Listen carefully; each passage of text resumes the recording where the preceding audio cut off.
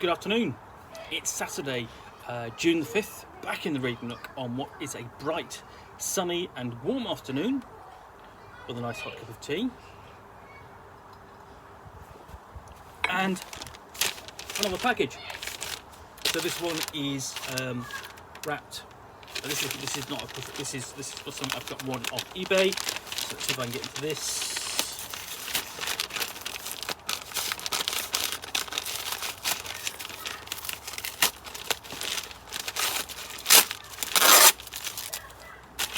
One piece of brown parcel tape off, and I like the fact that it's come in brown parcel paper. You don't get to see a lot of that these days. Let's give this here we go. You can see vaguely what that is underneath there, but let's give it a proper. Let's unwrap it fully.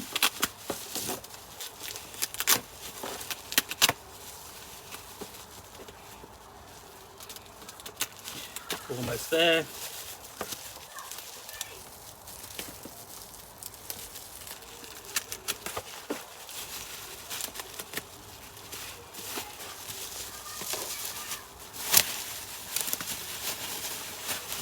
Almost out. Very securely wrapped. So here we go. The role-playing game of the 20s and 30s, Justice Inc. From Hero Games, promising horror, romance, crime fighting, adventure, science fiction, mystery, and spicy stories. So this is designed by Aaron Elston, Steve Peterson, and Michael Stackpole, whose names you may well recognise. It's compatible with Champions and all Hero System games. So the role-playing game of the 20s and 30s, Justice Inc. Live the adventure. Become part of the Golden Age adventure, be the hero in a story that you help create. Justice Inc. is designed to introduce the novice to role-playing games, but offers a challenge to even the most experienced game player. It contains an 80-page rulebook, an informative campaign book about the 20s and 30s, an introductory solo adventure, and 3 multiplayer scenarios. All you need to add is your imagination. Let's find out what's inside. Sorry, one moment. Nice hot cup of tea, remember? Some people have commented about, how my tea might get cold by the time I finish talking, so I need to enjoy it whilst it's hot. So what have we got? Okay, we open up. Here's the core book. Below that we've got the campaign book and the photocopied character sheets. So a lot of the time you'll find these books actually separate. You'll find these books sort of separate. So interesting thing is where you basically repeat the cover from the cover of the game is on here. On the campaign book you've got any number of different characters whom you'll recognise from essentially films of the period and of the genre. So Indiana Jones there, Laurel and Hardy there, Clark Gable. We have essentially Cowardly Lion, the Scarecrow Dorothy from The Wizard of Oz, Tin Man as well, Sherlock Holmes, the Shadow there. Who else have we got? Basically quite a few. Some I don't recognise. I would basically go that's Kato, I think, from the Green Hornet, I would suggest, and more on the back. So we have Groucho Marx and his brothers there, Zippo and Harpo. I probably think that's Edward G. Robinson. That's meant to be I can't remember the name, but he's in Maltese Falcon. Peter Lorre, and lots of others. So, you know, basically some I don't necessarily recognise, some I do. Boris Karloff there, Humphrey Bogart. That's who I was thinking of, Humphrey Bogart. But that's an interesting sort of like cast of characters. So if I hold that out like that, you can see it a bit better. So Fu Manchu there, presumably in the middle there, Boris Karloff, and so on. So what have we got in the book? So this, it doesn't have the date on it. Let's have a look. What's the date? This is second printing 1984, but I believe it came out earlier. And this is essentially the first of the number of books that would begin to expand, where it says compatible with champions, expand the hero system out, essentially from just being a superhero system.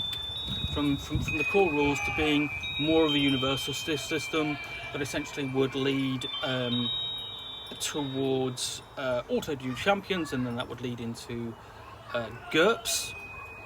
At the same time, later on, the hero system would be explored through multiple genre books and expansions for the Champions universe in the 90s and noughties. There were lots of them. Some of them are fantastic. Some of the genre books for the period are really great. The post-apocalyptic one, the urban fantasy one, they're all really good for their period. So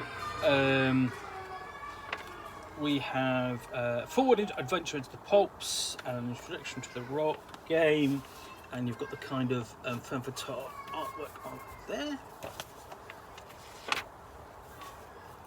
Expansion of the character sheet, but first a flirt with death. And essentially, first flirt with death is an example of play. I think that's a nice basic. It doesn't say it's an example of play, but it is if you turn over the page, and we're really sort of like talking about what's going on there. And not all of the artwork is necessarily particularly good. I mean, that's merely okay. That's all right. It's the pose is a little odd. I think, you know, a little static. And we've got notes on creation, role playing, and so on before we get into the process of creating a character through the checklist. There, and basically some of the complexities, I think, by modern standards of creating a character, because even back then it's clear that creating a character for Justice Inc. is not necessarily that easy.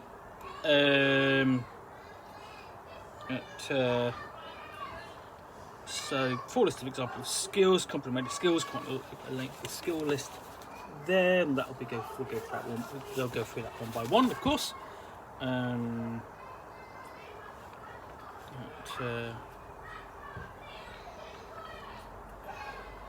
So, yeah. So, general skills, presence-based skills, knowledge-based skills, so on. Just explanations, and you can sort of see the foundations here. You've got the generic role-playing game and GURPS as well. Just drawing some of the parallels. We even have, so psychic powers, so you can do the shadow and Mandrake and similar characters. So weird talents, we have to go to absolute time sense, enhanced senses like lightning calculator, missile deflection, that sort of thing if you want to. And then package deals, so that's nice additions, so you can simply just pick things like reporter, policeman, G-man, bang, there we go, there's your character, and then go, and we have simple list of disadvantages. We go into combat, basically typical heroine in peril kind of pose with the monster about to pounce. So yeah, that covers everything. Essentially melee combat, hand-to-hand combat, gun combat, so on, grenades, explosives. It's all in there. It's all what you would think, and dangers of death, optional effects of damage, hit locations are there if you want to. characteristic roles, perception roles, explanations of the rules, just going through movement. We've got vehicle combat. So this would work in as well. I mean, essentially, this covers just about everything you would want to. It goes up to dogfights as well. And there's a quick section on gadgets before it leaps us into monsters such as ghosts and vampires and werewolves, and then sort of wild animals and anything. But you're almost feeling that essentially it's not comprehensive in sort of like you feel like, okay, you could probably do with a few more monsters and some more background and the like. So hopefully that will be covered in the campaign book.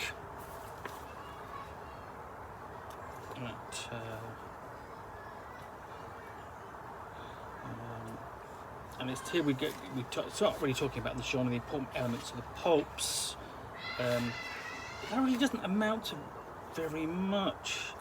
It's really kind of half a page, not even barely half a page there, and then again barely half a page there. I mean, you know, it's not even a full page. You know, for such a wide genre as the pulps, I think it comes up a little short, even just on a cursory glance. But really, I think that kind of changes, because essentially then it goes into different adventure styles, and essentially it's actually what it is, a list and explanation of various genres or areas covered in pulp adventure. So it's a little disingenuous to go, okay, important elements, and you're just going, okay, is that it? But we're looking a bit more. We'll get into crime fighting, and espionage, and action, and occult horror and an occult adventure. And these are a detective and mystery. So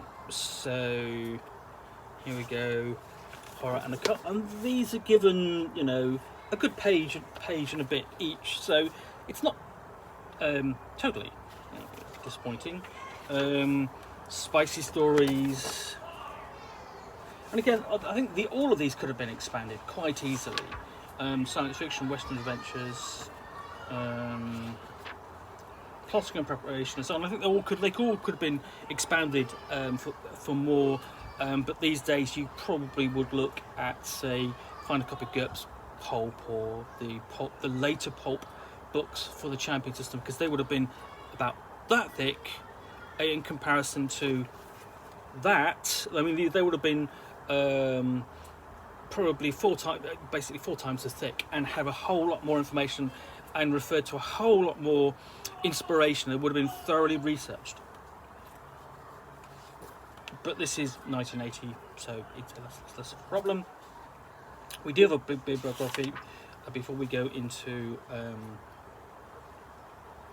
essentially the source book itself, which covers the period sort of like 1919, 1939. So we have a timeline which runs throughout the period, and you know, we'll probably be familiar with for most people essentially with an interest in the genre. We've got a extensive selection of slang. So a kajudi is a thingamajig, locust, nightstick. So yeah, that's all quite useful. Then we get into the adventures itself. So we have the Empire Club organisation, essentially for adventurers and the like, you know, almost like a to like the Man of Bronze, Doc Savage. So we've got the Empire Club complete with a map of its facilities. So that's a sort of campaign framework. And then essentially join the club, is a solo adventure, and yeah, and then more adventures, decent maps, and the other one to look at would be basically Centurions, the Fate role-playing game, basically what essentially the progenitor of the Fate role-playing game. So that's Justice Inc. 3 adventures, 3 solo adventure, everything you need to get started. Fairly comprehensive, I would have thought, for its time. A good package. I really like this cover. I mean,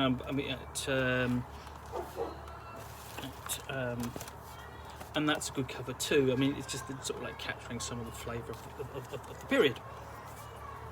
So this, at one point, I will check to see when this was published.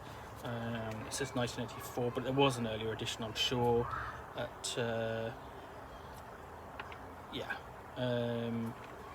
In the meantime, thank you very much for watching another unboxing in the Nook. If you've enjoyed this, please do click the like button down below. And if you've got any comments or feedbacks, do take the time to add them. I do read them. And it's indication that you've been enjoyed or found something to like about the video, hopefully. And of course, if you want to be alerted to yet more unboxings in the Nook, then please click the subscribe button, and that way you'll be alerted to me uploading another video of me drinking a nice hot cup of tea, something interesting to unbox, such as this, and chatting away for 10 minutes. Again, thanks for watching. I do appreciate it. I'll be back soon with another unboxing in the Nook in the near future. Bye for now.